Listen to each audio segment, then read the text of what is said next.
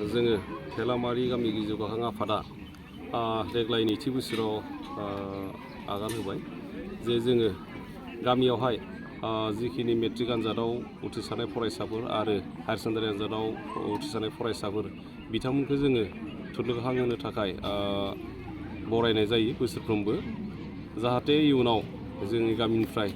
मोजां माने फरायसाफोर ओंखारलाङो बेनि थाखाय जोङो बे थांखिखौ लानानै नैबे जिथु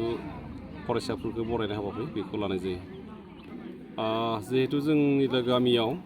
15 जन दङ जोंहा मेट्रिक आनजाद आरो हायार सेकेन्डारि आनजादाव बिथांमोनखौ जोङो बरायजोब्बाय आरो लोगोसेयैनो जोङो बैसागोजों लोब्बा लाखिनानै रंजालि जिथु फोरबो बेखौबो खुंनाय जायो। बेजों लोब्बा लाखिनानै जों गामिनि बैसोगोरा सुबुंफोरखौ बिथांमोनखौबो जोङो मान बावनाय जायो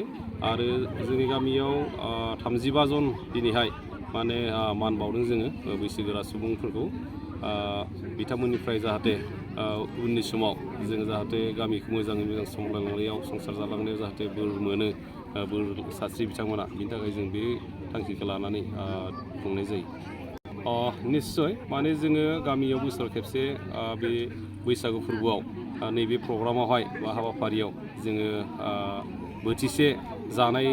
जायो ज'है माने लोगो नांनानै आरो जोङो ट्रेडिसनेलि बे जानायफोराव ट्रेडिसनेलि माने आगजुफोरखौ जों बाहायो जेरै जोङो दानि जुगाव नोंथांमोना नुगोन मेल मिटिंफोरावहाय हाबायावहाय माने गोदान डिशआव जानाय जायो खिन्थु जोङोहाय माने जानायखौ ओंखाम जानायाव माने थालिरनि दनाखं बेखौसो बाहायदों आरो लोगोसेनो जोंनि जौस्रांखौ नोंथांमोना नुगोन जौस्रांखौ जोङो माने थालिर बिलाइजोंसो माने खोबदों। दानि जुगाव हयथ' माखासे तिरपाल होनानै बानायो खिन्थु जोङो माने ट्रेडिसनेल हिसाबै जोङो थालिर बिलाइजों माने जों जौस्रांखौ बानायनाय जादों। जोङो जाफुंसारनायखौ मोन्दों जोङो थांनाय बोसोर बा सिगांनि बोसोरफोराव जे सब फरायसाफोरखौ बरायनाय बा गेदेरफोरखौ मान बावनाय बे हाबाफारिनिफ्राय माने गोदो जोंनि गामियावहाय मेट्रिक आरो हायार सेकेन्डारि आनजादाव माने पास जानायनि हाराबो जोबोद खममोन खिन्थु नैबे प्रग्रामखौ खालामनायनि उनावहाय बा हाबाफारिखौ खालामनायनि उनावहाय जोंनि गामियाव एबार मेट्रिकआव माने 3 फार्स्ट डिभिजन आरो लेटार मोननो हादों आरो लोगोसेयैनो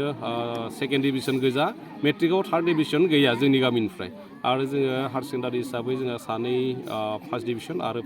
सासे सेकेन्ड डिभिजन बाखिखिनि 3rd डिभिजन पास खालामदों। दा निस्सय सिगाङै सासेबो पासआनो जायामोन दा नैबे प्रग्रामखौ लानायनि उनाव माने फेलनि अनजिमाया जों गालागाव गैया जालांदों आरो